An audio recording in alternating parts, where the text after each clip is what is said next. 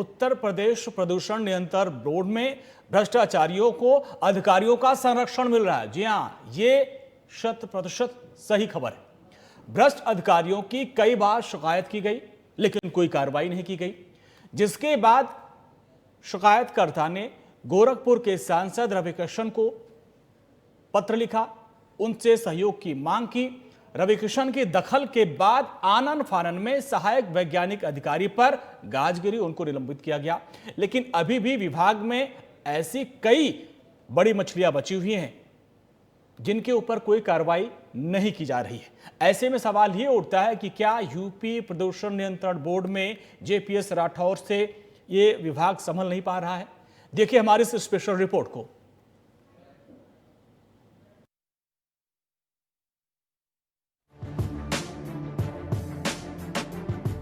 ये एक निलंबन पत्र है। ये एक अधिकारी का निलंबन पत्र है।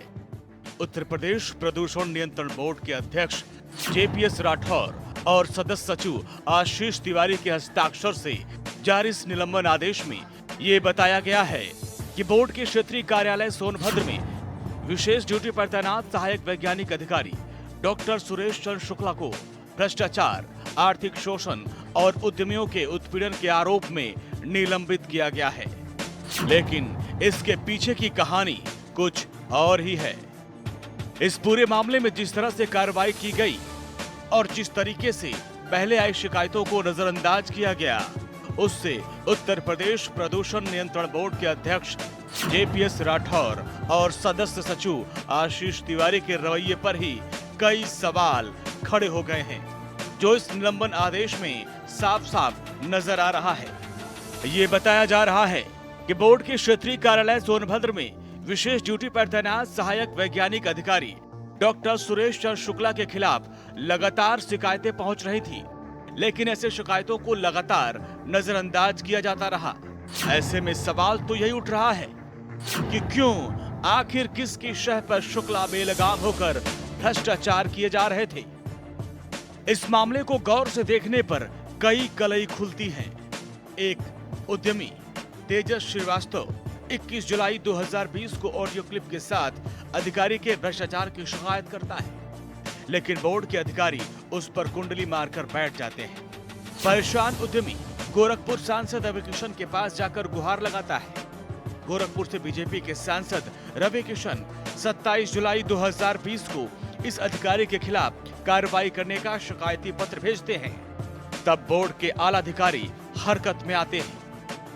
इसके 3 दिन बाद यानी 30 जुलाई 2020 को शुक्ला के खिलाफ जांच के आदेश दिए जाते हैं। फिर जांच होती है और 14 अगस्त 2020 को निलंबन का आदेश जारी किया जाता है। लेकिन भ्रष्टाचार की ये कहानी यहीं से शुरू नहीं होती और पिछले ट्रैक रिकॉर्ड को देखते हुए कहा जा सकता है कि न ही यहीं पर खत्म हो जाएगी। सहायक वैज्ञानिक अधिकारी डॉक्टर सुरेश चंद्र शुक्ला की मनमानी का अंदाजा आप इस बात से लगा सकते हैं कि शिकायतकर्ता उद्यमी तेजस श्रीवास्तव को मजबूर होकर शपथ पत्र के जरिए फिर से शिकायत करनी पड़ी और उसे शिकायत वापस लेने के लिए धमकाया जा रहा है। शपथ पत्र के जरिए शिकायतकर्ता उद्यमी तेजस श्रीवास्तव ने यह भी आरोप लगाया कि जनाब शुक्ला जी वाराणसी में अपना मकान बनवा रहे हैं और बतौर रिश्वत कभी सीमेंट तो कभी टोटी तो कभी सरिया तो कभी पाइप की मांग कर परेशान कर रहे हैं। बोर्ड के आला अधिकारियों के रवैये से परेशान शिकायतकर्ता मुख्यमंत्री योगी आदित्यनाथ तक को पत्र लिखकर अपनी शिकायत भेजते हैं।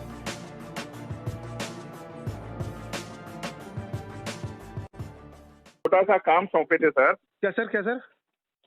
अरे आपके जीएम साहब को एक छोटा काम सौंपे थे हम। हाँ हाँ, बताएं सर, बताएं। अरे यार वो एक्चुअली मकान बनवा रहे हैं ना बनारस में हम। अच्छा, समझ रहे हैं ना? जी जी जी। तो मैंने वो स्पन पाइप नहीं होता, ह्यूम पाइप जो होती है, ठीक है ना? अच्छा। तो मैंने उनसे बोला था तो कहते हम पता लगाएंगे, तो मैंने एक जगह पता लगाया है, ठीक है ना? एक्चुअली हमें वो 70 फीट चाहिए था पाइप, ठीक है ना? अच्छा। तो मैं कह रहा था थोड़ा सा आप उसमें सहयोग कर देते, वाला काम हो जाता। तो अभी मैंने किसी से बात किया लोहता में। अच्छा, ठीक है ना? हाँ। तो अगर हो सके डॉक्टर साहब तो कर दीजिए। 16,000 बता रहा था पेमेंट। अच्छा अच्छा अच्छा अच्छा, ठीक है। तो करवा दीजिए यार, ये समझ ले अपना घर का मकान का काम है, अपना पर्सनल। तो ये कहे थे, तो हाँ हमने हाँ कहा कि वो कहाँ पता लगाएं, तो मैंने कर दिया। तो लौता का है कोई बंदा, अच्छा ठीक है ना। अच्छा अच्छा।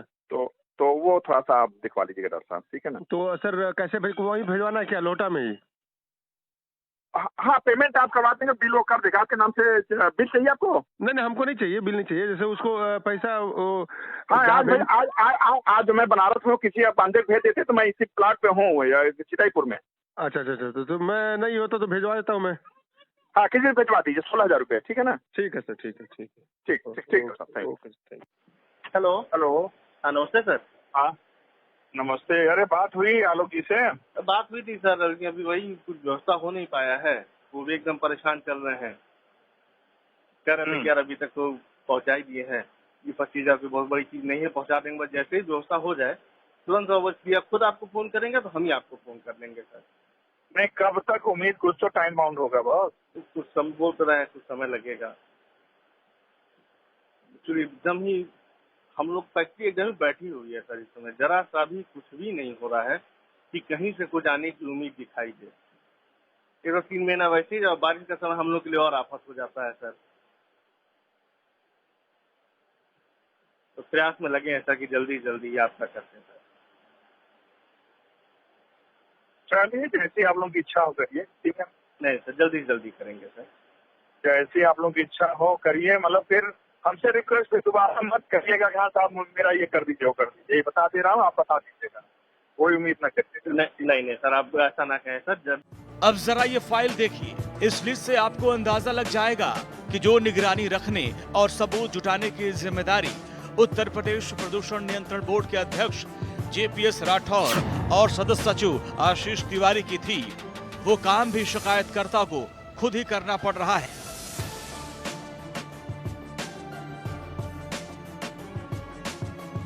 और अब नेशनल वॉइस ने इस पूरे मुद्दे पर यूपी प्रदूषण नियंत्रण बोर्ड के अध्यक्ष जेपीएस राठौर का पक्ष जानने के लिए उन्हें फोन किया।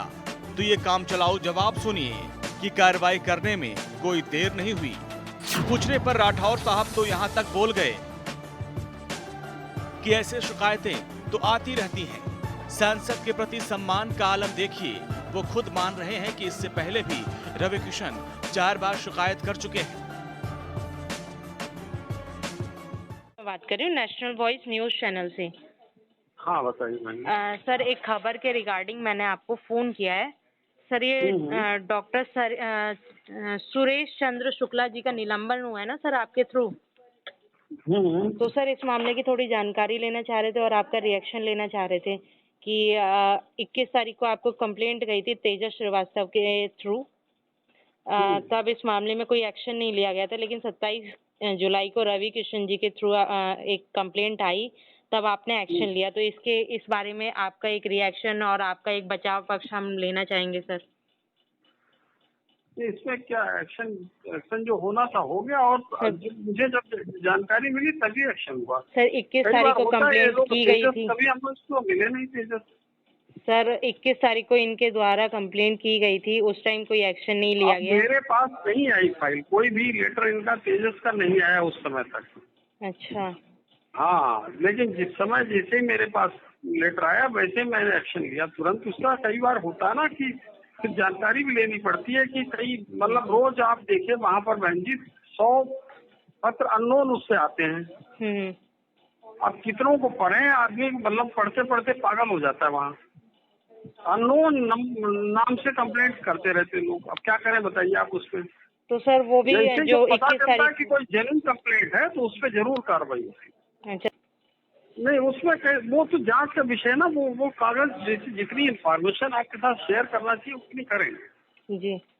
हाँ, वो कर। जो इंफॉर्मेशन है कि वो सस्पेंड किए जा चुके हैं, उनके खिलाफ कार्रवाई हो चुकी है, जांच चल रही है। जांच को जो रिजल्ट है उसके हिसाब से और कार्रवाई होगी। उससे पहले रवि किशन भी 4 बार लिख चुके हैं चिट्ठी। अच्छा। हाँ, ये पहली बार चिट्ठी थोड़ी रवि किशन जी ने लिखी है। तेजस श्रीवास्तव से पूछे कितनी बार लिखा चुके हैं। अच्छा। अब मैंने जब फाइल पूरी मंगाई तो पता चला मुझे सब है ये ऐसा ऐसा। अच्छा। तो ये नहीं कि रवि किशन तो जी मतलब उनकी शिकायत आपको पहले से मिल रही थी, लेकिन ये है कि पड़ी हुई है। तो सर एक्शन में इतनी देरी कैसे सर? कितनी देर हो गई? सर बहन जी, जैसे जब तक कोई बता रहे ना अननोन, उससे पता नहीं चलता। 100 एप्लीकेशन रोज आती है, कैसे आदमी दिमाग लगाए उसमें। चलिए ठीक है सर। और वहाँ पर बहुत सी परिस्थितियां चलती रहती, कौन जेन्युइन कंप्लेंट कर रहा है, क्या है। उसके बाद इनसे सब डॉक्यूमेंट्स मंगाए गए, जैसे इनके डॉक्यूमेंट्स आ गए वैसे तुरंत उसी दिन कार्रवाई कर दी। ऐसे में नेशनल वाइज पूछ रहा है कई सवाल। क्या जेपीएस राठौर से नहीं संभल पा रहा है यूपी प्रदूषण नियंत्रण बोर्ड? क्या सीएम की भ्रष्टाचार के प्रति जीरो टॉलरेंस की नीति से अवगत नहीं है राठौर साहब? क्या सांसदों के प्रोटोकॉल को दरकिनार करते हैं राठौर साहब? आखिर कैसे एक अधिकारी भ्रष्टाचार की गंगा में डुबकी लगाता रहा और लखनऊ में बैठे बोर्ड के अध्यक्ष और सचिव नजरअंदाज करते रहे? आखिर कैसे एक भ्रष्ट अधिकारी जो पहले भी निलंबित रहा है, उसकी तैनाती हमेशा वाराणसी के आसपास ही होती है? Bureau report, national voice.